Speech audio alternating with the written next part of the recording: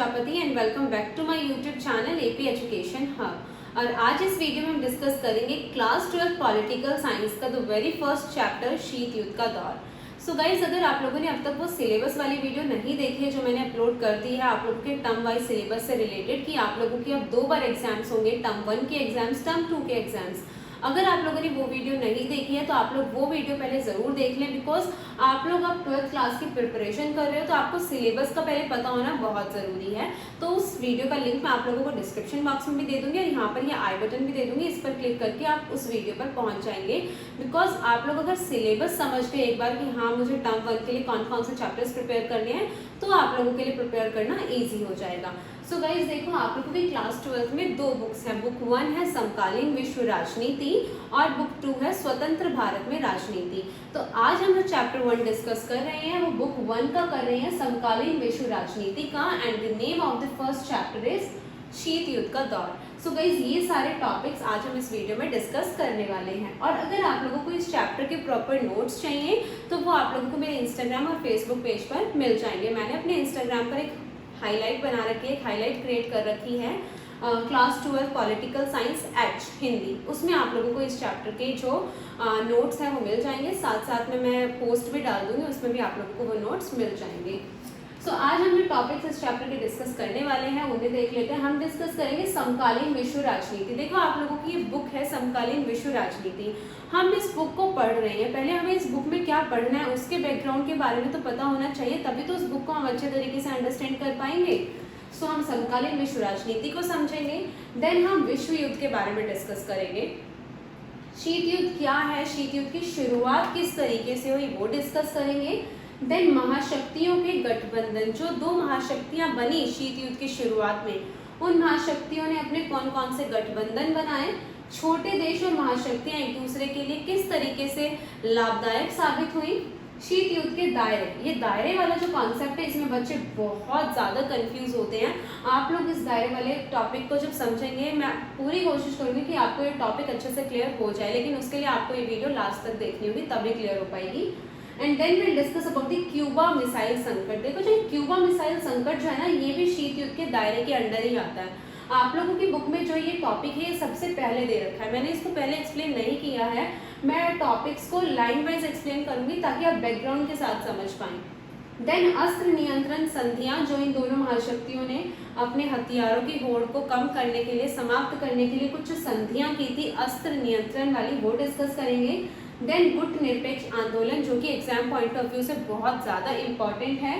Then Bharat और गुट निरपेक्षता, भारत को गुट निरपेक्ष आंदोलन से क्या लाभ हुए, भारत की गुट निरपेक्ष आंदोलन से रिलेटेड क्या आलोचना हुई वो डिस्कस करेंगे। Then will discuss about the पृथकतावाद और तटस्थता, ये 2 टर्म्स हैं इस चैप्टर में, वो डिस्कस करेंगे। And at last but not the least will discuss about the नव अंतर्राष्ट्रीय आर्थिक व्यवस्था, इसको हम NIEO भी कहते हैं, ये डिस्कस करेंगे। सो गाइस, हम सबसे पहले डिस्कस करेंगे समकालीन विश्व राजनीति के बारे में। तो देखो, समकालीन विश्व राजनीति है क्या। आप लोग की जो ये बुक है समकालीन विश्व राजनीति, ये चैप्टर 1 से स्टार्ट होती है जिसका नाम है शीत युद्ध का दौर, और ये बुक खत्म होती है वैश्वीकरण चैप्टर पे। इट्स मीन जो दूसरा विश्व युद्ध था, देखो जो दूसरा विश्व युद्ध था मतलब सेकेंड वर्ल्ड वॉर, वो 1945 में खत्म हुआ। उसके बाद से लेकर अब तक की, प्रेजेंट तक की जो घटनाएं हैं, 2021 अभी चल रहा है, 2021, 1945 से इस टाइम पीरियड तक की जो भी राजनीतिक घटनाएं हुई हैं उन्हें हम समकालीन विश्व राजनीति के अंडर के टॉपिक्स मानते हैं। मतलब 1945 के बाद क्या क्या हुआ राजनीतिक स्तर पर, वो सारी घटनाएं हम समकालीन विश्व राजनीति के अंडर पढ़ते हैं। उसमें क्या हुआ था, अंतर्राष्ट्रीय संगठन बने थे, इसके अलावा महाशक्तियां उभर कर आई, महाशक्तियों की जो होड़ थी वो किस तरीके से खत्म हुई। 1991 में जाकर शीत युद्ध का अंत हुआ था। मतलब देखो, 1945 में शीत युद्ध की शुरुआत हुई और खत्म हुआ 1991 में जाकर। तो इस तरीके से 1945 से 2021 तक के जो भी राजनीतिक घटनाएं हैं इंटरनेशनल लेवल पर, इंडिया की नहीं, हम पूरे विश्व की बात कर रहे हैं, उन्हें समकालीन विश्व राजनीति के अंडर का टॉपिक माना जाता है। और हाँ, आप लोगों की बुक में 2021 तक का पूरा एक्सप्लेन नहीं कर रखा, 2016-17 तक का ही है। मतलब उन टर्म्स पे जो ये वाले टाइम पीरियड थे इन पे अभी काम चल रहा है, ये टॉपिक्स आने वाले टाइम में ऐड हो जाएंगे। तो बेसिकली समकालीन विश्व राजनीति यही है कि 1945 से लेकर अब तक की जो भी राजनीतिक घटनाएं घटी हैं। अगर हम विश्व युद्ध की बात करें, देखो विश्व युद्ध जो है उसके बारे में आप लोगों की बुक में दे रखा है। आप लोगों को ये पता होना चाहिए कि जो ये मार्कर वर्क नहीं कर रहा है ठीक से, आप लोगों को ये पता होना चाहिए कि जो फर्स्ट वर्ल्ड वॉर था वो 1914 में स्टार्ट होकर 1918 में खत्म हुआ था। ठीक है, इस टाइम भी इंडिया जो है आज़ाद नहीं था, और जो सेकेंड वर्ल्ड वॉर हुआ था उस टाइम भी इंडिया आज़ाद नहीं था। सेकेंड वर्ल्ड वॉर हुआ था 1939 से 1945 के बीच। इस टाइम में जो सेकेंड वर्ल्ड वॉर हुआ था, देखो जो फर्स्ट वर्ल्ड वॉर था वो बहुत भयानक था, लेकिन जो सेकेंड वर्ल्ड वॉर था वो उससे भी ज़्यादा भयानक रहा। बहुत ज़्यादा जनहानि हुई, बहुत ज़्यादा नुकसान हुआ सेकेंड वर्ल्ड वॉर के ड्यूरेशन में, द्वितीय विश्व युद्ध के टाइम पर। और इस द्वितीय विश्व युद्ध के टाइम पर जो विश्व है वो दो गुटों में बटा हुआ था। कौन से दो गुट थे वो? मित्र राष्ट्र और धुरी राष्ट्र। इन दो गुटों में इस टाइम पर विश्व बटा हुआ था। सो गाइस देखो, मित्र राष्ट्र में कौन कौन सी कंट्रीज थी वो मैं आपको बता देती हूँ। अमेरिका उस टाइम पर इसे कहा जाता था, हालांकि अब ये अमेरिका है। इसके अलावा था सोवियत संघ, ब्रिटेन और फ्रांस। ये चार जो देश थे ये मित्र राष्ट्र के अंडर थे। मतलब द्वितीय विश्व युद्ध के दौरान इन चारों कंट्रीज ने अपना एक ग्रुप बना लिया और इन्होंने अपने आप को एक नाम दे दिया मित्र राष्ट्र। इसके अलावा एक और ग्रुप था जो कि था धुरी राष्ट्र। इसमें था इटली, जर्मनी और जापान। ये तीन देश थे धुरी राष्ट्र और ये चार देश थे मित्र राष्ट्र। तो द्वितीय विश्व युद्ध के दौरान इस तरीके से इन दोनों गुटों में हुई लड़ाई। ठीक है, तो जो ये इटली और जर्मनी थे ये तो हारने लग गए, मतलब बेसिकली जो धुरी राष्ट्र है वो हारने लग गए, और जो जापान है लास्ट में ये बच गया। तो जो ये अमेरिका है ना, इसने इस जापान के दो शहरों पर बॉम्ब गिरा दिए थे। ये आप लोगों को पता होगा, हिरोशिमा और नागासाकी। हिरोशिमा और नागासाकी, ये जो दो शहर थे जापान के, इस पर अमेरिका ने बम गिरा दिए। तो देखो ये जर्मनी और इटली तो ऑलरेडी हार चुके थे, और अमेरिका ने जापान के इन दो शहरों हिरोशिमा और नागासाकी पर बम गिरा दिए। हिरोशिमा में बम गिराया था 6 अगस्त को और नागासाकी में बम गिराया था 9 अगस्त को। ये आप लोगों को याद होना चाहिए, बिकॉज आप लोगों के एग्जाम्स में MCQ भी आते हैं, तो वो इस तरीके के क्वेश्चंस इसमें पूछ सकते हैं। तो ये माइनर सी चीज़ें आप लोगों को याद होनी चाहिए। और जापान पर जो अमेरिका ने बम गिराए थे, उन बम के नाम थे लिटिल बॉय और फैट मैन। वो आप लोगों को नोट्स में प्रॉपर्ली मेंशन मिल जाएगा। तो अमेरिका ने जापान की इन दोनों सिटीज़ पर बम गिरा दिए। तो देखो जो ये ब्रिटेन और फ्रांस है, ये ब्रिटेन और फ्रांस इन धुरी राष्ट्रों से जब लड़ रहे थे तो इन्होंने अपने बहुत सारे संसाधन, अपना पैसा जो था वो लड़ाई में वेस्ट कर दिया। इसका मतलब अब ये जो ब्रिटेन और फ्रांस है इतने ताकतवर नहीं रहे थे, ये भी बहुत बुरे तरीके से इस युद्ध में बर्बाद हो गए। बेशक से ये जीते नहीं, बेशक से ये हारे नहीं, मतलब बेशक से ये जीत गए, मित्र राष्ट्र में थे ये जीत गए, लेकिन इन्हें नुकसान बहुत उठाना पड़ा। इट्स मीन जो ये ब्रिटेन और फ्रांस है इन्हें बहुत नुकसान हुआ और ये इससे एक तरीके से हट गए। विश्व में जो इनका दबदबा चल रहा था मित्र राष्ट्र के थ्रू, वो बेसिकली कम हो गया, क्योंकि इनका जो संसाधन थे वो बर्बाद हो गए। और जो इटली और जर्मनी थे वो तो ऑलरेडी हार चुके थे। जापान पर अमेरिका ने बम गिरा दिया तो जापान भी एक तरीके से पूरा खत्म हो गया। तो इस तरीके से द्वितीय विश्व युद्ध में जो ये सारी कंट्रीज थी ये खत्म होती चली गई। और कौन बचा लास्ट में? अमेरिका और सोवियत संघ। और ये दोनों जो थी ये बनकर उभरी महाशक्ति के रूप में। अमेरिका और सोवियत संघ ये दो देश बच गए थे द्वितीय विश्व युद्ध के बाद, जो कि हम कह सकते थे कि हाँ वैश्विक पैमाने पर बड़े ताकतवर थे। सो गाइस इस तरीके से जो विश्व युद्ध है उसका तो अंत हो गया, लेकिन शीत युद्ध की शुरुआत हो गई। तो देखो शीत युद्ध के पहले मैं आपको मतलब बता देती हूँ कि आखिर शीत युद्ध का मतलब क्या होता है। देखो जो ये दोनों महाशक्तियाँ थी ये कई बार ऐसी स्थिति में आई कि हाँ इनके बीच में कभी भी युद्ध हो सकता था, कि मतलब इनके बीच में एक कोल्ड वॉर चल रहा था, ऐसी लड़ाई चल रही थी जो कि एक रक्त रंजित युद्ध का रूप नहीं ले सकी। इनके बीच में कई जगह टकराव हुए, कई जगह युद्ध जैसी आशंकाएं बनी, बट एक तीसरे विश्व युद्ध से दुनिया बच गई, इसीलिए इसको शीत युद्ध कहा गया कि इस युद्ध की जो तासीर थी वो ठंडी रही। इसके कारण जो ये लड़ाइयाँ थी ये छोटे छोटे लेवल पर होती रही, कोई बड़े लेवल पर ये लड़ाई नहीं गई। इसका मतलब ये कोई तीसरा विश्व युद्ध नहीं हो पाया, ये कोल्ड वॉर तक ही रहा कि हाँ इनकी जो लड़ाई है वो टकराव तक ही रही, बहुत बड़े लेवल की लड़ाई नहीं हुई। ये होता है शीत युद्ध का मतलब। प्रॉपर डेफिनेशन आपको नोट्स में मिल जाएगी।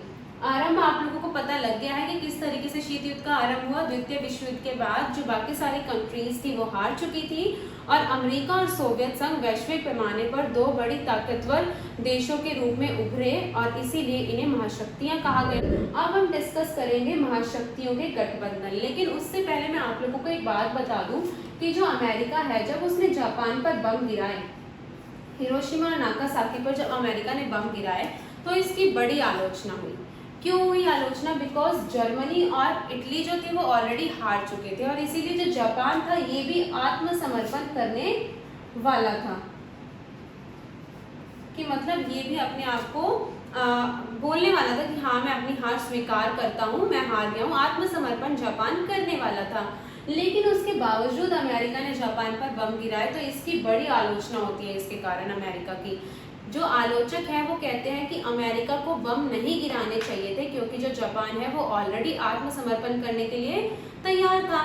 तो अमेरिका यहाँ पर क्या तर्क देता है कि उसने जापान पर क्यों बम गिराए? तो अमेरिका कहता है उसने जापान पर बम इसलिए गिराए क्योंकि वो चाहता था कि जो ये द्वितीय विश्व युद्ध था ये जल्दी से जल्दी समाप्त हो जाए और इस युद्ध के कारण जो भी जनहानि, मान हानि हो रही है, जो भी नुकसान हो रहे हैं इस द्वितीय विश्व युद्ध के कारण, उन्हें रोका जा सके।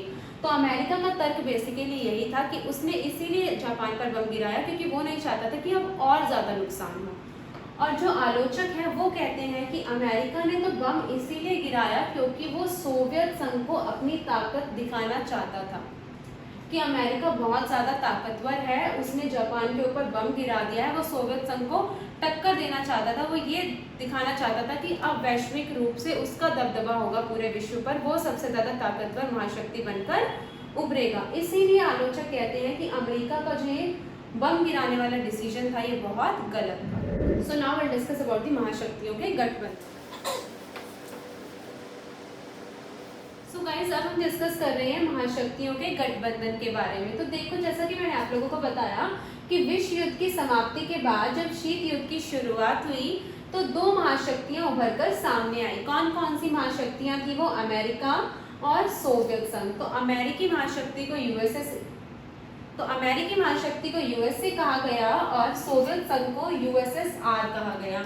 तो देखो गाइस जो ये दो महाशक्तियां थी इन्होंने अपने अपने गठबंधन बनाए, मतलब ये तो अलग अलग कंट्रीज थे लेकिन इन्होंने कुछ छोटे छोटे देशों को भी अपने में मिलाकर अपने कुछ गठबंधन बनाए, अपना गुट बनाया, ग्रुप बनाए, जिन्हें खेमा भी कहा गया।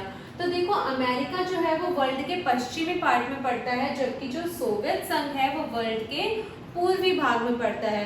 तो अमेरिका के जो गठबंधन बनाए अमेरिका ने उन्हें कहा गया पश्चिमी गठबंधन या तो पश्चिमी खेमे के देश, और जो सोवियत संघ ने गठबंधन बनाए उन्हें कहा गया पूर्वी गठबंधन या तो पूर्वी खेमे के देश।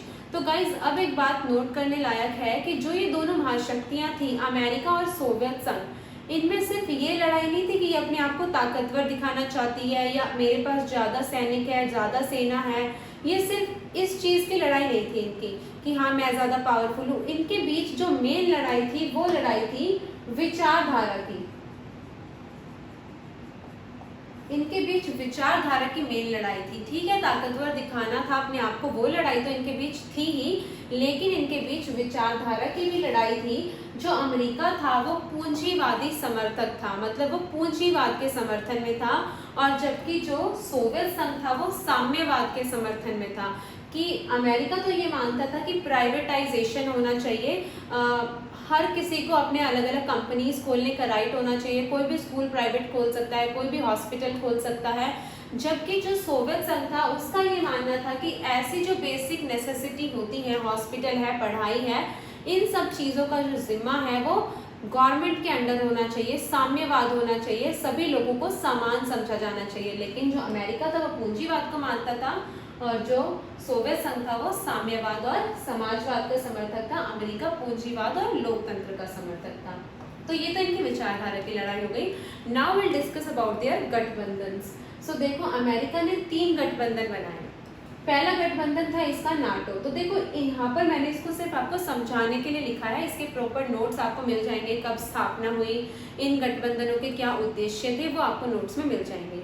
तो देखो अमेरिका ने जो पहला गठबंधन बनाया वो था NATO, North Atlantic Treaty Organization. जो ये गठबंधन अमेरिका ने बनाया था इसको अप्रैल 1949 में बनाया और इस गठबंधन में 12 देश शामिल थे। तो जो ये 12 देश थे इसमें इनका मेन उद्देश्य क्या था जब इन्होंने नाटो की स्थापना की कि ये 12 देश मिलजुल कर एक साथ रहेंगे, एक दूसरे की मदद करेंगे और अगर किसी एक देश पर हमला होता है तो ये 12 देश उस हमले को अपने ऊपर हमला मानेंगे। मतलब ये एक तरीके से मिलजुल कर अपने 12 देशों को एक ही मानना है, ये नहीं मानना वो दूसरा देश है ये दूसरा देश है, नहीं, हमें मिलजुल कर रहना है। ये नाटो के उद्देश्य थे। तो ये तो हो गया नाटो के बारे में। तो देखो ये जो नाटो था ना बेसिकली ये अमेरिका के आसपास के जो कंट्रीज थी उनसे रिलेटेड था, इसीलिए अमेरिका अपने आप को दूर तक फैलाना चाहता था। तो उसने एक और गठबंधन बनाया, सिएटो।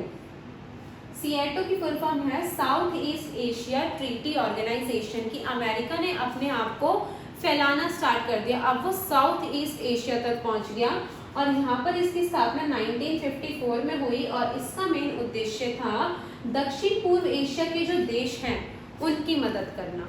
और तीसरा गठबंधन था इसका सेंटो, इसकी स्थापना हुई 1955 में और इसका मेन उद्देश्य था सोवियत संघ को मध्य पूर्व से दूर रखना। तो गाइस देखो अमेरिका के जो ये तीनों गठबंधन हैं ये इसने विश्व के अलग अलग हिस्सों में बनाए। नाटो को बनाया अमेरिका के आसपास के देशों के लिए, सिएटो को बनाया साउथ ईस्ट एशिया के देशों के लिए और सेंटो को बनाया मध्य पूर्व के लिए। मतलब अमेरिका पूरे विश्व में अपना दबदबा करना चाहता था, इसीलिए उसने वर्ल्ड के अलग अलग कंट्रीज पे जाकर अलग अलग हिस्सों में जाकर अपने गठबंधन बनाने शुरू किए। और अब हम बात करते हैं सोवियत संघ की। तो सोवियत संघ ने सिर्फ अपना एक ही गुट बनाया, एक ही गठबंधन बनाया, वो भी इसीलिए बनाया क्योंकि जो अमेरिका है वो गठबंधन पे गठबंधन बनाते जा रहा था। तो अमेरिका की देखम देख जो सोवियत संघ है उसने अपना एक गठबंधन बनाया, वार्सा संधि। और वार्सा संधि का जो मेन उद्देश्य था वो ये था कि नाटो में शामिल देशों का मुकाबला करना, कि जो ये नाटो है इसके जो देश हैं इनका मुकाबला करना, अगर ये हम पर हमला करें तो हमें इनका मुकाबला करना है। ये मेन उद्देश्य था वार्सा संधि का। सो गाइस आई होप आपको जो ये गठबंधन वाला पोर्शन है ये क्लियर हो गया होगा। मैं इसकी एमसीक्यूज भी आप लोगों के साथ शेयर करूंगी, क्वेश्चन आंसर्स भी शेयर करूंगी, तब आप लोगों को और अच्छे से क्लियर हो जाएगा। तो अब हमने महाशक्तियों के गठबंधन डिस्कस कर लिया। नाउ विल डिस्कस अबाउट दी छोटे देश और महाशक्तियां। सो गाइस देखो जो छोटे देश थे वो भी महाशक्तियों के काम आते थे और जो महाशक्तियां थी वो भी छोटे देशों के काम आती थी। मतलब देखो अगर कोई छोटा देश है और वो ना यूएसए में शामिल होता है ना यूएसएसआर में शामिल होता है तो कोई भी महाशक्ति इस पर हमला कर सकती थी। इसीलिए जो ये छोटे देश होते थे ये दोनों में से किसी एक महाशक्ति में शामिल हो जाते थे, या तो यूएसए में या यूएसएसआर में, ताकि इन्हें सुरक्षा मिल सके। कि मतलब मान लो अगर ये छोटा देश सोवियत संघ में शामिल है तो यूएसए अगर इस पर हमला करता है तो सोवियत संघ इसकी हेल्प करेगा, इसकी मदद करेगा, इसको सुरक्षा प्रदान करेगा। तो मतलब छोटे देश महाशक्तियों में इसलिए शामिल होते थे कि उनको मदद मिल सके, उन्हें सुरक्षा मिल सके और अगर उन्हें आर्थिक मदद भी चाहिए होती थी तो वो भी महाशक्तियां इन्हें मुहैया कराती थी। ये तो हो गया कि छोटे देश महाशक्तियों में क्यों शामिल होते थे। और महाशक्तियों का छोटे देशों से क्या फायदा होता था, देखो महाशक्तियों को महत्वपूर्ण संसाधन मिल जाते थे छोटे देशों, जैसे पेट्रोलियम है, कोयला है, इस तरीके के जो महत्वपूर्ण संसाधन होते थे अगर वो छोटे देशों के पास थे तो महाशक्तियां उन छोटे देशों से वो महत्वपूर्ण संसाधन ले लेती थी और उनका उपयोग करती थी। दूसरा भू क्षेत्र, की जो ये छोटे देश महाशक्तियों में शामिल होते थे उसके भू क्षेत्र को महाशक्तियां यूज करती थी, वहां पर अपने कोई प्लांट्स लगा देती थी या फिर वहां पर अपने सैनिक अड्डे बना देती थी, जो कि इसका नेक्स्ट महत्वपूर्ण पॉइंट भी है कि हाँ महाशक्तियां इसीलिए छोटे देशों को अपना अड्डा बनाती थी, इसलिए उनको अपने आप में शामिल करती थी कि क्योंकि वो उनके भू क्षेत्र को इस्तेमाल करती थी, वहां पर अपने सैनिक अड्डे बना देती थी और साथ ही साथ जो छोटे देश थे वो कई बार महाशक्तियों को आर्थिक मदद भी करते थे। कि मतलब कोई एक बड़े लेवल की लड़ाई हो रही है और महाशक्ति को पैसे की जरूरत पड़ जाती थी, तो जो छोटे छोटे सारे देश होते थे वो मिलकर कुछ ना कुछ फंड रेज करते थे, मिलकर पैसा इकट्ठा कर लेते थे, तो वो पैसा काफी ज्यादा हो जाता था। इस तरीके से महाशक्तियों को आर्थिक मदद में मिलती थी छोटे देशों से। तो यहाँ पर हमने देखा कि किस तरीके से छोटे देश महाशक्तियों के काम आते थे। ये बहुत इंपॉर्टेंट क्वेश्चन है कि महाशक्तियों के छोटे देश किस तरीके से काम आते थे।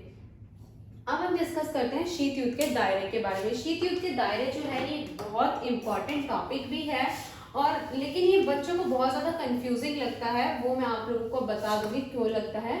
और अगर आप लोगों ने इसको अच्छे से समझा तो आप लोगों को ये टॉपिक अच्छे से क्लियर भी हो जाए। Now will discuss about the शीत युद्ध के दायरे।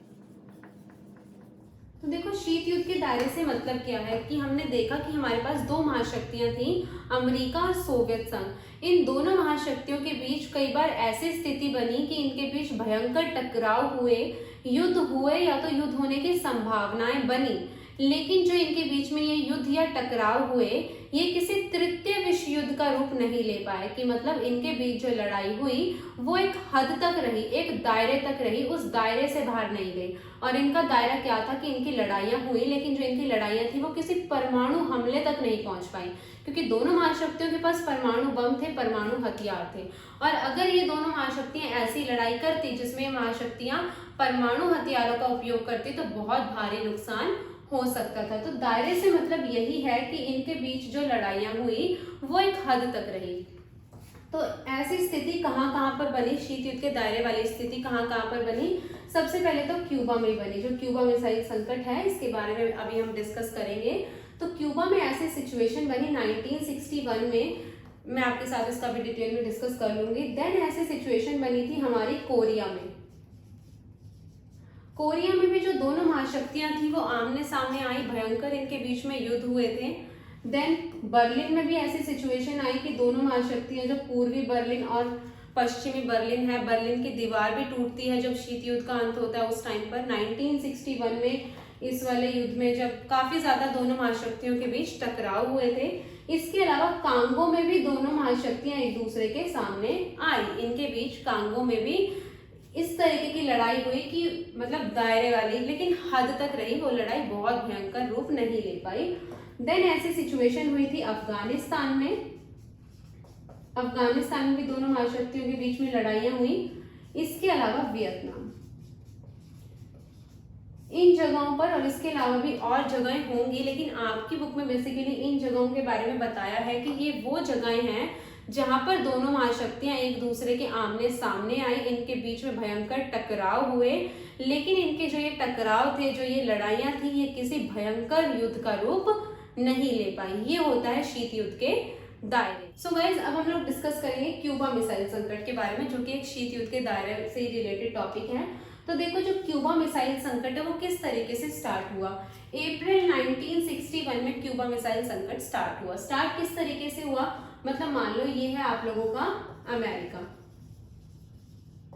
और क्यूबा जो है वो अमेरिका के तट से लगता, मतलब अमेरिका के किनारे से लगता हुआ एक छोटा सा द्वीपीय देश था। छोटा सा द्वीपीय देश था, बड़ा नहीं था, ये छोटा सा ही द्वीपीय देश था क्यूबा, ठीक है। और यहाँ पर था आप लोगों का यूएसएसआर, मतलब सोवियत संघ। तो अमेरिका जो है उसके तट से लगता एक छोटा सा द्वीपीय देश था क्यूबा। और जो अमेरिका है इसकी विचारधारा क्या है, ये पूंजीवाद और लोकतंत्र का समर्थक है। और जबकि जो यूएसएसआर है ये मतलब समाजवाद और साम्यवाद का समर्थक है। तो सिमिलरली जो क्यूबा है वो भी साम्यवाद और समाजवादी विचारधारा का ही समर्थक था, कि क्यूबा अमेरिका के तट से लगा एक छोटा सा द्वीपीय देश था और उसकी विचारधारा क्या थी, साम्यवाद और समाजवाद। और यही सेम विचारधारा किसकी थी, सोवियत संघ की, मतलब यूएसएसआर की। तो जो यूएसएसआर है, मतलब जो ये सोवियत संघ है, ये क्यूबा को मदद पहुंचाने लग गया, क्योंकि इन दोनों की विचारधारा एक थी।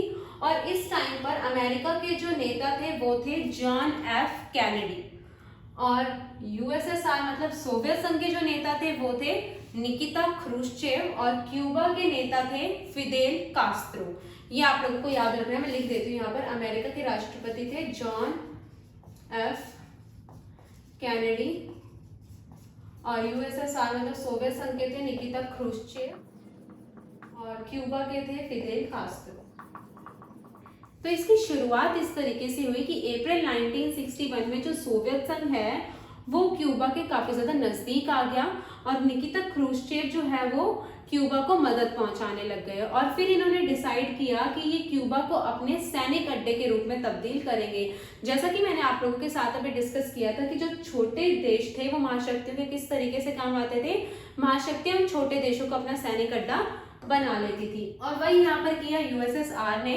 यूएसएसआर यहाँ पर क्यूबा में अपनी मिसाइलें तैनात कर देता है, हथियार तैनात कर देता है और इन हथियारों की तैनाती के बाद पहली बार जो अमेरिका था वो सोवियत संघ के निशाने पे आ जाता है इतने करीबी से कि मतलब पहली बार इतने पास से, इतने ज्यादा करीब से अमेरिका पर हमला बोल सकता था सोवियत संघ, क्योंकि क्यूबा तो अमेरिका के बिल्कुल तट से लगता हुआ देश था और यहाँ पर अगर उसके हथियार तैनात हो गए इसका मतलब वो अमेरिका पर आसानी से हमला बोल सकता था। तो आराम से निकिता क्रूश्चेव क्यूबा में अपनी मिसाइलें तैनात कर रहे थे और अमेरिका को इसकी कोई खबर नहीं थी। लेकिन 3 हफ्ते बाद जो अमेरिका था, जॉन एफ कैनेडी जो थे अमेरिका के नेता, उन्हें इसकी खबर लग जाती है और जो जॉन एफ कैनेडी है वो अपने सलाहकार से इसके बारे में बात करते हैं और वो चाहते थे कि ये जो इनके बीच टकराव वाली सिचुएशन हो रही है ये कोई भयंकर युद्ध ना हो, इसीलिए वो अपने सलाहकारों को बोलते हैं कि जो अमेरिकी जंगी बेड़े हैं, जो अमेरिकी जहाज हैं, उन्हें आगे करके समुद्र में भेजा जाए और जो भी सोवियत संघ की तरफ से जहाज आ रहे हैं क्यूबा की तरफ उन्हें रोका जाए ताकि यहाँ पर क्यूबा में हथियारों की तैनाती होने से अमेरिका रोक सके। तो जो अमेरिका के जहाज थे, जो अमेरिकी जंगी बेड़े थे, वो समुद्र में उतर जाते हैं और क्यूबा की तरफ से जो ये आने वाले जहाज थे इन्हें ये रोकते हैं कि ये क्यूबा की तरफ ना आ पाए ताकि क्यूबा में ये मिसाइलें तैनात ना हो पाए। और साथ ही साथ जॉन एफ कैनेडी ये भी बोलते हैं कि निकिता क्रूश्चेव जो भी यहाँ पर हथियारों की तैनाती हुई है उन्हें या तो वापस बुला लें और अपने जो जहाज है उनको वापसी का रुख करने के लिए बोल दे। तो गाइज इस सिचुएशन में ये लगा कि दोनों महाशक्तियों के बीच कोई भयंकर युद्ध ना हो जाए, क्योंकि दोनों महाशक्तियां इतनी करीबी से एक दूसरे के टकराव इनके बीच में बेसिकली हम कह सकते हैं हो रहा था कि दोनों एक दूसरे के टकराव में सामने आ रही थी, इस तरीके की सिचुएशन यहाँ पर बन रही थी। तो यहाँ पर ऐसा लगा कि कहीं ये दोनों महाशक्तियां युद्ध ना कर बैठे, इस बीच लड़ाई ना हो जाए कहीं इनके बीच, और ये भी एक शीत युद्ध के दायरे के अंदर आता है। लेकिन जो यूएसएसआर है उन्होंने अपने जहाजों को वापस मोड़ लिया, वापसी का रुख अपना लिया और इस तरीके से जो ये क्यूबा मिसाइल संकट है ये दायरे तक ही सीमित रहा। और इस सिचुएशन में ये लगा कि युद्ध होकर रहेगा और इसीलिए जो क्यूबा मिसाइल संकट है उसे शीत युद्ध का चरम बिंदु भी कहा जाता है। अब ये क्वेश्चन आ सकता है आप में एमसीक्यू में कि शीत युद्ध का चरम बिंदु किसे कहा जाता है, तो आपको ये याद होना चाहिए कि क्यूबा मिसाइल संकट को शीत युद्ध का चरम बिंदु कहा जाता है। सो गाइस देखो, जब ये क्यूबा मिसाइल संकट हो रहा था और इसके अलावा भी कई जगहों पर इनके बीच ऐसी लड़ाई वाली सिचुएशन हो गई थी, तो इसीलिए इन दोनों महाशक्तियों ने डिसाइड किया कि ये कुछ संधियां करेंगी हथियारों की होड़ को समाप्त करने के लिए। ठीक है, जो इनकी ये हथियारों की होड़ है इसे समाप्त करने के लिए ये कुछ संधियां करेंगी, ऐसा इन्होंने डिसाइड किया। तो 1960 के दशक में इन दोनों महाशक्तियों ने 3 संधियां की हथियारों की होड़ को समाप्त करने के लिए। पहली संधि कौन सी थी? परमाणु अप्रसार संधि, परमाणु परीक्षण प्रतिबंध संधि और तीसरी संधि थी परमाणु प्रेक्षेपास्त्र परिसीमन संधि। सो गाइस देखो, ये तीनों जो संधियां थी ये इन दोनों महाशक्तियों ने की। जो परमाणु अप्रसार संधि है मतलब NPT, non proliferation treaty, proliferation का मतलब होता है शेयर, टू शेयर की मतलब किसी के साथ शेयर करना। तो परमाणु अप्रसार संधि जो थी उसके अंतर्गत ये था कि जो ये दोनों महाशक्तियां हैं अमेरिका और सोवियत संघ, ये जो अपनी इनकी ये परमाणु बम बनाने की जो भी किस तरीके की टेक्नोलॉजी है ये किसी के साथ इसको प्रोलिफरेट नहीं करेंगे, मतलब किसी के साथ भी इसको शेयर नहीं करेंगे। ये था परमाणु अप्रसार संधि में, नॉन प्रोलिफरेशन ट्रीटी में, कि आप लोग अपनी परमाणु बम बनाने वाली जो टेक्नोलॉजी है उसको किसी के साथ शेयर नहीं करोगे, लेकिन इसको शेयर किया। जस्ट सपोज ये है आप लोगों का इंडिया, ये मैं ऐसे ही रफली एक मैप बना रही हूँ, डोंट टेक इट सीरियसली। मान लो ये है इंडिया और इधर कौन है इंडिया के, चाइना, इसको मान लो इंडिया, और इधर है पाक। तो अब चाइना और पाकिस्तान दोनों का कॉमन एनिमी कौन है, इंडिया। और उस टाइम पर जो चाइना था इसके पास जो परमाणु बम बनाने वाली टेक्नोलॉजी है वो थी। ये जो संधियां हुई थी ना, ये ऐसा नहीं है कि सिर्फ इन दोनों महाशक्तियों के बीच हुई थी, जो भी ऐसी कंट्रीज थी जो इन टेक्नोलॉजीज को जानती थी उन सबके इन संधियों पर हस्ताक्षर हुए थे कि आप इन संधियों का पालन करेंगे, इन संधियों के जो भी रूल्स हैं उनको फॉलो करोगे। तो पहला ये था कि आप लोगों की जो टेक्नोलॉजी है वो आप शेयर नहीं करोगे। लेकिन जो चाइना है और पाकिस्तान है, इनका कॉमन एनिमी था इंडिया, और चाइना ने अपनी जो टेक्नोलॉजी है बम बनाने की वो शेयर करी पाकिस्तान के साथ, और साथ ही साथ चाइना ने नॉर्थ कोरिया के साथ भी अपनी टेक्नोलॉजी शेयर की थी। तो एक तरीके से देखा जाए तो चाइना ने ये वाली जो ट्रीटी थी, जो संधि थी, इसका पालन किया ही नहीं, उसने इस ट्रीटी को फॉलो किया ही नहीं। सेकंड है परमाणु परीक्षण प्रतिबंध संधि, LTBT, limited test ban treaty, कि जो आप परमाणु बमों का परीक्षण करते हैं, परमाणु हथियारों का जो आप परीक्षण करते हैं वो अब लिमिटेड करोगे। ये नहीं है कि हाँ आप एक साल में जितने मर्जी परीक्षण कर लो, अब एक नंबर्स बता दिए गए कि हाँ आप इतने ही एक साल में टेस्ट कर सकते हो, परमाणु हथियार जो आप बना रहे हो एक साल में उनके इतने ही टेस्ट कर सकते हो, लिमिटेड टेस्ट ही कर सकते हो। तो LTBT जो थी, लिमिटेड टेस्ट बैन ट्रीटी, की आप अपने हथियारों के जो परमाणु हथियार बना रहे हो उनके लिमिटेड टेस्ट ही कर सकते हो। ये थी दूसरी संधि।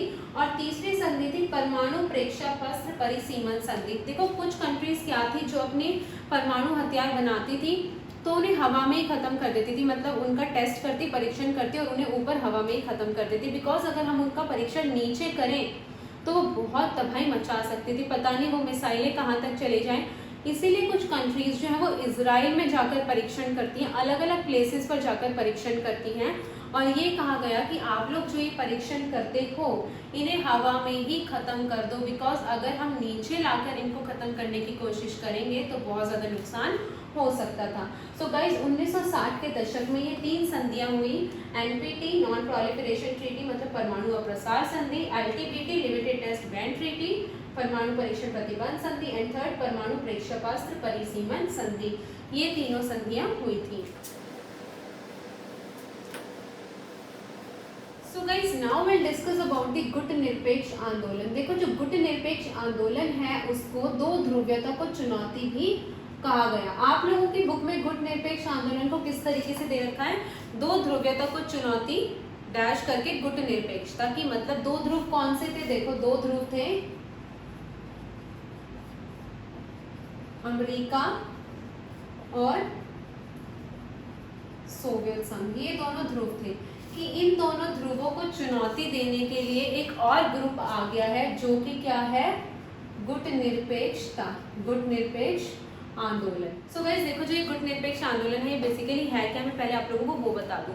देखो जब ये दोनों महाशक्तियां उभरकर विश्व में सामने आई उस टाइम पर क्या था कि जो अधिकतर ऐसे देश थे जिन्हें गुलाम बना रखा था वो आज़ाद हो चुके थे। मतलब 1947 में इंडिया आज़ाद हुआ था और भी बहुत सारी ऐसी कंट्रीज थी जिन्हें अलग अलग देशों ने अपना औपनिवेशक बना रखा था, अपना गुलाम बना रखा था। तो जिस टाइम पर ये शीत युद्ध चल रहा था उस टाइम तक बहुत सारी जो कंट्रीज थी वो ऐसी थी जो इस औपनिवेशिकता से छुटकारा पा चुकी थी, मतलब अब वो गुलाम नहीं थी, वो आज़ाद हो चुकी थी। बहुत सारी ऐसी कंट्रीज थी वैश्विक स्तर पर। और जो ये कंट्रीज थी मतलब जो अभी ये नई आज़ादी जिन कंट्रीज को मिली थी वो देश जो अभी नए स्वतंत्र हुए थे, मतलब नव स्वतंत्र हुए थे, वो देश जिन्हें हाल फिलहाल में आज़ादी मिली थी, वो इन दोनों में से किसी भी महाशक्ति में शामिल नहीं होना चाहते थे, किसी भी गुट में शामिल नहीं होना चाहते थे। बिकॉज अभी तो वो आज़ाद हुए हैं और अगर वो दोबारा किसी के गुट में शामिल हो जाएंगे तो उनकी आज़ादी किस काम की रहेगी, बिकॉज अभी आज़ादी मिली है, दोबारा जाकर किसी के गुलाम बन जाएंगे। इसीलिए ये महाशक्तियों के ग्रुप में नहीं जाते हैं और ये जो नव स्वतंत्र देश थे ये अपना एक अलग ग्रुप बनाते हैं, गुट निरपेक्ष आंदोलन। सो गुट निरपेक्ष आंदोलन जो था बेसिकली उन देशों ने बनाया जिन्हें अभी नई नई स्वतंत्रता ही मिली थी। तो गुट निरपेक्ष आंदोलन के 5 सदस्य देश थे। कौन कौन से देश थे वो, भारत, युगोस्लाविया, मिस्र, इंडोनेशिया और घाना। ये 5 देश जो हैं ये गुटनिरपेक्ष आंदोलन के संस्थापक देश थे और इन 5 देशों के जो नेता थे वो 5 नेता इस गुटनिरपेक्ष आंदोलन के संस्थापक कहलाए। भारत के थे जवाहरलाल नेहरू, यूगोस्लाविया के थे जोसेफ ब्राज टीटो, ये मैं आपको बता रही हूँ। मिस्र के थे गमाल अब्दुल नासिर, इंडोनेशिया के थे सुकर्नो और घाना के थे वामे एनक्रुमा। ठीक है, भारत के जवाहरलाल नेहरू, यूगोस्लाविया के जोसेफ ब्राज टीटो, मिस्र के गमाल अब्दुल नासिर, इंडोनेशिया के सुकर्नो और घाना के वामे एनक्रुमा। ये 5 देश और ये 5 नेता गुटनिरपेक्ष आंदोलन के संस्थापक और संस्थापक देश कहलाए। इन 5 देशों के इन 5 नेताओं ने इस गुटनिरपेक्ष आंदोलन की स्थापना की। गाइस देखो, जो ये 5 देश हैं ये 5 ही नव स्वतंत्र देश थे, मतलब ये 5 ही देश किसी न किसी के गुलाम रह चुके थे। जैसे अगर हम इंडिया की ही बात करें, इंडिया को इंग्लैंड ने अपना गुलाम बना रखा था और 1947 में हमें आज़ादी मिली। तो 1947 में आज़ादी मिली थी, तो आज़ादी के तुरंत बाद हम किसी महाशक्ति में जाकर शामिल हो जाते तो फिर हमारी आज़ादी किसी काम की नहीं रहती, हम बेसिकली इनकी कठपुतलियां बनकर रह जाते। तो ये तो गुटनिरपेक्ष आंदोलन के संस्थापक हो गए। तो देखो, गुटनिरपेक्ष आंदोलन के उद्देश्य क्या थे वो भी तो हमें पता होना चाहिए। तो ये उद्देश्य जो थे ये आप लोगों की बुक में दे भी रखे हैं। गुटनिरपेक्ष आंदोलन का पहला उद्देश्य ये था कि जो ये 5 संस्थापक देश हैं इनके बीच में एकजुटता रहनी चाहिए, ये 5 देश हमेशा एक दूसरे का साथ देंगे। दूसरा इनका उद्देश्य था कि जो शीत युद्ध के दायरे थे, मतलब शीत युद्ध जो दोनों महाशक्तियों के बीच चल रहा था, कई जगहों पर ऐसी सिचुएशन आ रही थी कि उनके बीच भयंकर युद्ध हो रहे थे। तो दूसरा उद्देश्य था कि जो शीत युद्ध के दायरे हैं, जो शीत युद्ध है वो इतना ज्यादा फैलता जा रहा है, उससे इन महाशक्तियों को डरना नहीं है बल्कि मुकाबला करना है, उनसे बचकर रहना है, अपने आप को उनके आगे स्ट्रांग दिखाना है। तीसरा उद्देश्य इनका ये था कि जो अल्प विकसित देश या फिर आप कह सकते हो नव स्वतंत्र देश, कि जो नव स्वतंत्र देश उभर कर सामने आ रहे थे, वो देश जिन्हें अभी नई नई स्वतंत्रता मिली थी, उन देशों को महाशक्तियों के गुटों में जाने से रोकना। इन नव स्वतंत्र देशों को ये समझाना कि अभी ही तो तुम्हें आज़ादी मिली है और अभी तुम जाकर किसी दूसरी महाशक्ति के गुट में शामिल हो जाओगे तो तुम्हारी आज़ादी किस काम की रहेगी।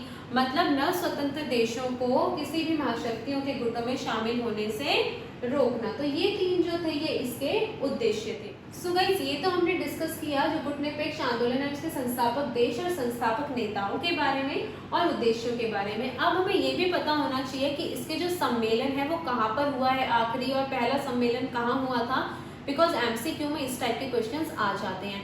तो आप लोगों की बुक में गुटनिरपेक्ष आंदोलन के 2 सम्मेलनों के बारे में दे रखा है। एक तो पहले सम्मेलन के बारे में दे रखा है और एक 14वें सम्मेलन के बारे में दे रखा है। लेकिन जो एग्जाम्स है उसमें बेसिकली या तो पहले सम्मेलन के बारे में आएगा या तो लास्ट सम्मेलन के बारे में भी आ सकता है। लेकिन आप लोगों की बुक में जो 14th सम्मेलन दे रखा है उसके बारे में भी आप लोग पढ़ लेना। तो देखो, जो इसका पहला सम्मेलन था उसके बारे में मैं आपको बताऊंगी और जो आखिरी सम्मेलन था उसके बारे में बताऊंगी।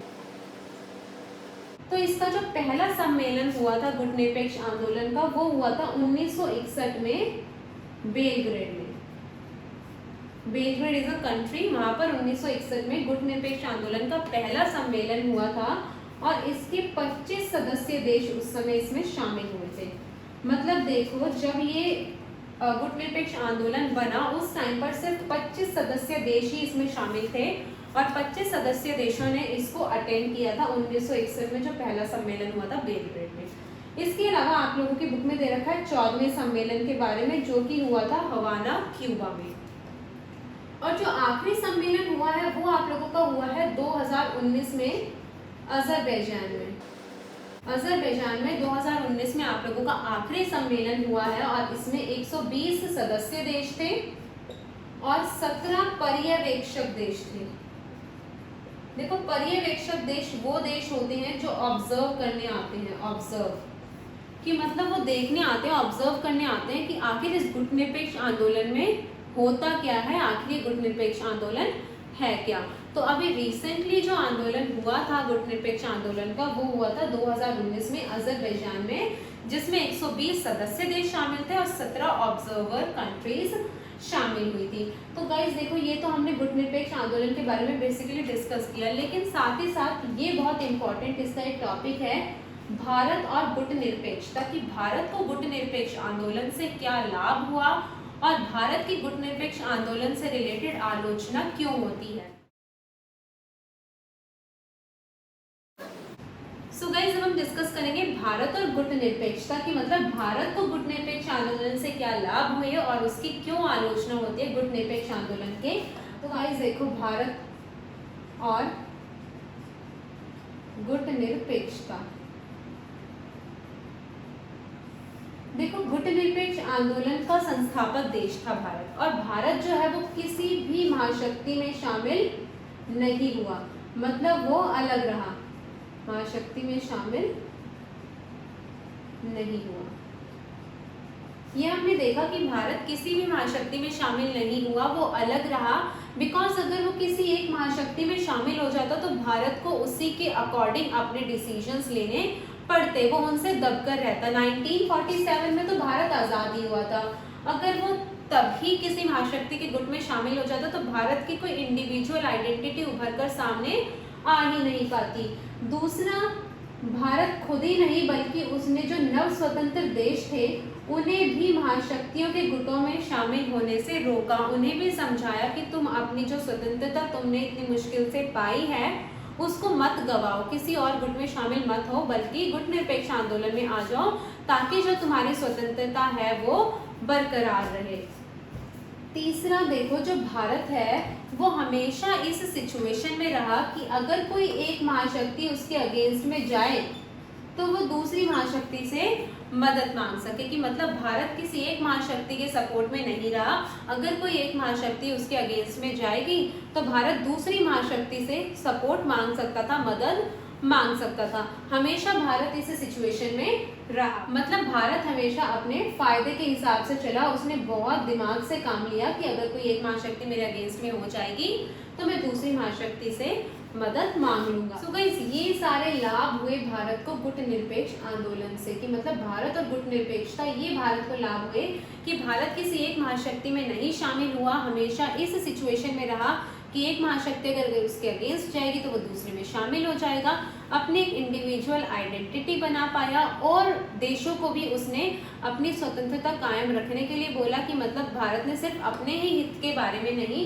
बल्कि दूसरे देशों के फायदे के बारे में भी सोचा, और ऑब्वियसली अपने इंटरेस्ट के बारे में तो उसने सोचा ही। तो ये तो भारत को गुटनिरपेक्ष आंदोलन से लाभ हुए, लेकिन भारत की आलोचना क्यों होती है गुटनिरपेक्ष आंदोलन के कारण, वो देखो। भारत जो है उसकी आलोचना इस वजह से होती है, देखो, क्योंकि कुछ आलोचक ये कहते हैं कि भारत जो है उसने सिर्फ और सिर्फ अपने पर्सनल इंटरेस्ट के बारे में सोचा, कि मतलब उसने अपने नेशनल इंटरेस्ट के बारे में सोचा, इंटरनेशनल लेवल पर उसने कुछ भी ऐसा काम नहीं किया, कि मतलब भारत हमेशा अपने फायदे के बारे में सोचता रहा, अपने राष्ट्रीय हित के बारे में सोचता रहा, उसने कभी भी अंतर्राष्ट्रीय हित के बारे में बात नहीं की।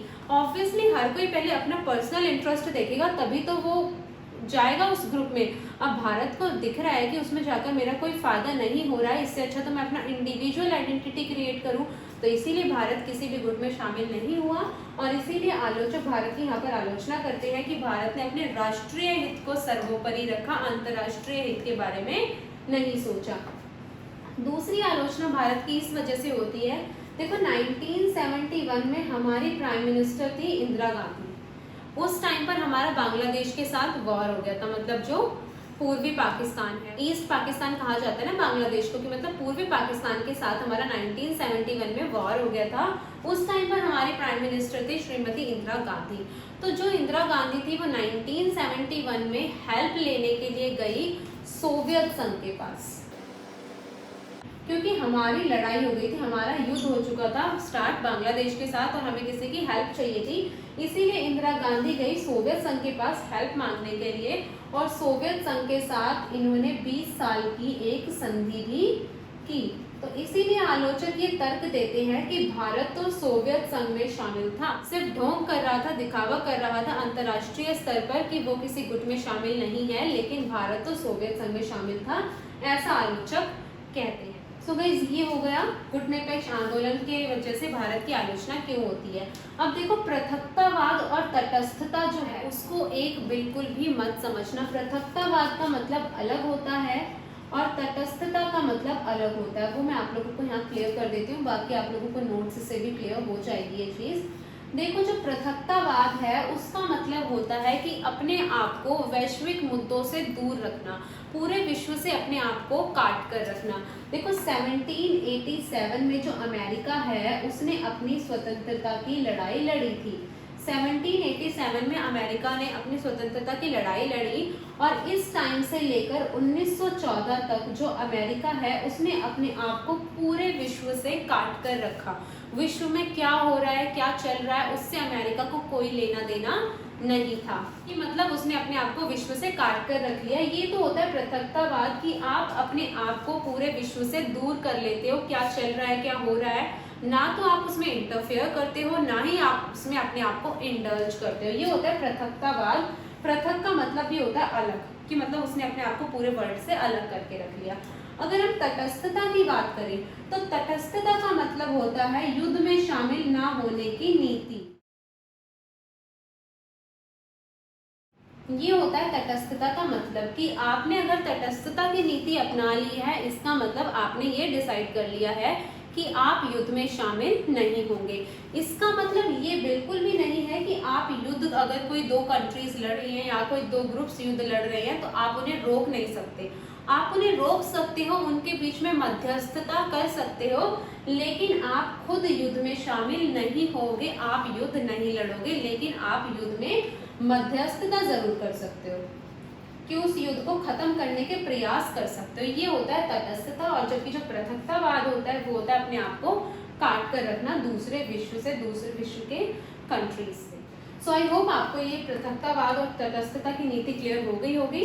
Now will discuss about the नव अंतरराष्ट्रीय आर्थिक व्यवस्था, और इसके बाद एक चीज और हम डिस्कस करेंगे, गुट निरपेक्ष आंदोलन की प्रासंगिकता, कि आज भी गुट निरपेक्ष आंदोलन जो है वो प्रासंगिक है या उसकी जो इम्पोर्टेंस है वो कम हो गई है, ये भी हम डिस्कस करेंगे। यहाँ पर ही मैं मेंशन करना भूल गई थी।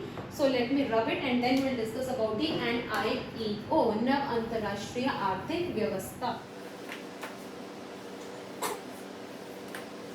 सो गाइज, अब हम डिस्कस कर रहे हैं आज के इस चैप्टर के लास्ट टॉपिक के बारे में, जो कि है नव अंतरराष्ट्रीय आर्थिक व्यवस्था। इसके बाद हमारा एक टॉपिक और रह जाएगा, गुट निरपेक्ष आंदोलन की प्रासंगिकता। तो देखो, NIEO की जो फुल फॉर्म है वो है नव अंतरराष्ट्रीय आर्थिक व्यवस्था। तो गाइज देखो, जब शीत युद्ध जो चल रहा था उस टाइम पर काफी ज्यादा जो देश थे वो ऐसे थे जो अभी अभी स्वतंत्र हुए थे, जैसा कि मैंने आप लोगों को बताया। तो ये जो देश थे ना, ये अल्प विकसित देश थे और इसीलिए इन्हें कहा गया LDCs, लीस्ट डेवलप्ड कंट्रीज। और जो ये लीस्ट डेवलप्ड कंट्रीज थी, जो ये अल्प विकसित देश थे, इन्हीं के लिए एक नई व्यवस्था बनाई गई, नव अंतरराष्ट्रीय आर्थिक व्यवस्था। देखो, जो ये देश थे ये अभी अभी आजाद हुए थे, ये अभी विकासशील देश भी नहीं है, बहुत ही ज्यादा अल्प विकसित है, कि मतलब अभी तो इन्होंने अपना विकास करना शुरू भी नहीं किया है, इतने ज्यादा ये अंडर डेवलप्ड अभी चल रहे हैं। तो इन्हीं के हित के लिए व्यवस्था बनाई गई, नव अंतरराष्ट्रीय आर्थिक व्यवस्था। नव का मतलब न्यू, इंटरनेशनल एक इकोनॉमिक व्यवस्था बनाई गई, ताकि जो ये लीस्ट डेवलप्ड कंट्रीज हैं ये भी विकसित नहीं तो कम से कम विकासशील देशों वाली कैटेगरीज में तो आ सके। विकसित तो देखो वो होती है जो पूरे तरीके से डेवलप्ड कंट्री हो, जैसे कि अमेरिका है या फिर आज के टाइम में तो चाइना भी है, वो होती है डेवलप्ड कंट्रीज। और डेवलपमेंट मतलब विकासशील देश जो होते हैं, वो जैसे इंडिया को कह सकते हैं कि इंडिया जो है अभी वो विकास कर रहा है, वो एक विकासशील देश है। वो कंट्रीज जो अपने विकास को बढ़ा रहे हैं, अभी वो विकास के प्रोसेस में चल रहे हैं, वो होते हैं विकासशील। और जो पूरा डेवलप्ड हो जाते हैं वो होते हैं विकसित देश। तो इन्हीं देशों के लिए ये व्यवस्था बनाई गई, इनकी आर्थिक जो इनकी प्रॉब्लम है, जो ये आर्थिक रूप से कमजोर हैं, इनकी इकोनॉमी को बूस्ट करने के लिए ही ये प्रोसेस, ये व्यवस्था बनाई गई, ताकि इन देशों की जो आर्थिक व्यवस्था है उसको बढ़ाया जा सके, इन्हें इकोनॉमिकली स्ट्रांग बनाया जा सके। तो ये व्यवस्था इनके लिए लाई गई और ये जो व्यवस्था है ये अंकटाड के थ्रू लाई गई। अंकटाड की फुल फॉर्म है United Nations conference on trade and development. तो अंकटाड ने 1972 में एक रिपोर्ट प्रकाशित की, एक रिपोर्ट प्रस्तुत की towards a new trade policy for development के नाम से। अंकटाड ने 1972 में एक रिपोर्ट प्रकाशित की towards a new trade policy for development के नाम से। Towards a new trade policy, trade का मतलब क्या होता है? व्यापार, की एक व्यापार से रिलेटेड पॉलिसी बनाई गई है डेवलपमेंट के लिए लीस्ट डेवलप्ड कंट्रीज के लिए। ये एक पॉलिसी लाई अंकटाड ने 1972 में, और ये जो था ये इसीलिए लाई गई ताकि अल्प विकसित देशों का विकास किया जा सके और इनका जो विकास है उसकी प्रणाली में सुधार किया जा सके। तो इसके लिए इस प्रणाली के जो थे वो 4 उद्देश्य थे। मतलब जो ये रिपोर्ट इन्होंने पेश की, प्रकाशित की, इस रिपोर्ट के 4 उद्देश्य थे। पहला उद्देश्य था पश्चिमी देशों के बाजारों तक पहुंच की, जो ये अल्प विकसित देश हैं इनकी पहुंच पश्चिमी देशों के बाजारों तक हो। कि मतलब जैसे इंडिया था उस टाइम पर आज़ाद हुआ था, इतना ज़्यादा विकसित देश नहीं था, विकासशील भी नहीं था, या फिर मिस्र है, इंडोनेशिया है, इस तरीके के जो देश थे अल्प विकसित देश, उनकी जो पहुंच है वो पश्चिमी बाजारों तक हो सके। जैसे अमेरिका के बाजारों में भी वो अपना सामान बेच सके। पहला उद्देश्य ये था कि उन देशों की पहुंच पश्चिमी देशों की बाजारों तक हो, वो अपना सामान पश्चिमी देशों में जाकर भी बेच सके। सेकंड उद्देश्य था प्राकृतिक संसाधनों पर नियंत्रण की, जो ये अल्प विकसित देश हैं इनका अपने प्राकृतिक संसाधनों पर पूर्ण नियंत्रण। ऐसा नहीं कि इनके संसाधनों पर किसी महाशक्ति का नियंत्रण हो, नो, इन देशों का अपने प्राकृतिक संसाधनों पर पूर्ण नियंत्रण हो। थर्ड है टेक्नोलॉजी जो है इन्हें सस्ती रेट पर मुहैया कराई जाए। कि मतलब जो प्रौद्योगिकी है, जो पश्चिमी देशों के पास प्रौद्योगिकी है, पश्चिमी देश इनके साथ अपनी टेक्नोलॉजी शेयर करे, वो भी सस्ती दरों पर, कम कीमतों पर। फोर्थ है अंतर्राष्ट्रीय संस्थानों में पहुंच या भूमिका। देखो जो IMF है, इंटरनेशनल मॉनेटरी फंड, या WHO है, वर्ल्ड हेल्थ ऑर्गेनाइजेशन, या इस तरीके की जो भी अंतर्राष्ट्रीय संस्थाएं हैं, उन संस्थाओं में भी इन लीस्ट डेवलप्ड कंट्रीज की भूमिका होनी चाहिए। तो ये 4 जो उद्देश्य हैं ये इस NIO के थ्रू पेश किए गए इस रिपोर्ट के थ्रू। सो गाइस देखो ये रिपोर्ट ठीक है, इन्होंने बना दी, उद्देश्य भी इन्होंने दे दिए। अब ये जो व्यवस्था थी ये पूरा लीस्ट डेवलप्ड कंट्रीज के लिए बनाई गई। तो जो डेवलप्ड कंट्रीज थी, मतलब जो विकसित देश थे, उन्हें ये बात अच्छी थोड़ी लगेगी। अब मतलब मान लो कोई बहुत अमीर व्यक्ति है और उस कंट्री में गवर्नमेंट कोई ऐसा प्रोसेस ले आए, कोई ऐसा प्रोसीजर ले आए, कोई ऐसा काम ले आए जिससे जो गरीब लोग हैं वो भी उस अमीर व्यक्ति जितने अमीर होते चले जाएंगे। तो जो वो अमीर कैटेगरी वाले लोग होंगे, क्या वो कभी चाहेंगे कि ये गरीब लोग भी उनके जितना अमीर हो जाए? नो, उन अमीर लोगों में एक इनसिक्योरिटी आ जाएगी। और वही हुआ यहाँ पर कि जो ये डेवलप्ड कंट्रीज थी, इन्हें ये रिपोर्ट बिल्कुल भी अच्छी नहीं लगी। इन्हें लगा कि ये जो लीस्ट डेवलप्ड कंट्रीज हैं ये भी डेवलप्ड हो जाएंगी तो फिर इनका तो दबदबा ही नहीं रहेगा देश में, विश्व में। ये क्या, इनके क्या मायने रहेंगे पूरे वर्ल्ड में? इनका दबदबा ही नहीं रहेगा। हर कंट्री अगर डेवलप्ड हो गई तो फिर इन्हें कौन पूछेगा? इसीलिए जो ये डेवलप्ड कंट्रीज थी, इन्होंने कहा कि जो NIO ने जो ये रिपोर्ट बनाई है, ये जो पूरी व्यवस्था लाई है, ये बिल्कुल बेतुकी है, बिल्कुल बेकार है, इसके कोई मायने नहीं है। और इसीलिए 1980s तक जाते जाते जो ये व्यवस्था थी ये पूरे तरीके से खत्म होती चली गई। और इसका एक रीजन हम ये भी दे सकते हैं, बिकॉज ये तो थी डेवलप्ड कंट्रीज और ये थे लीस्ट डेवलप्ड। इनके पास अभी सबसे मेन जो काम था वो ये था कि इन्हें अपने आप को एकजुट रखना है। अब कोई ऐसा काम नहीं करना कि ये किसी दूसरे के अंडर चले जाए, कोई और इन्हें अपना औपनिवेशक बना ले, गुलाम बना ले। तो इनके लिए अभी सबसे ज़्यादा इम्पोर्टेंट क्या थी? अपनी इंडिपेंडेंस, अपनी आज़ादी। और इसीलिए डेवलप्ड कंट्रीज ने NIO की इस रिपोर्ट को बेतुकी बताया और 1980 के दशक तक जाते जाते जो ये व्यवस्था थी ये खत्म होती चली गई। Now will discuss about the last topic which is गुट निरपेक्ष आंदोलन की प्रासंगिकता।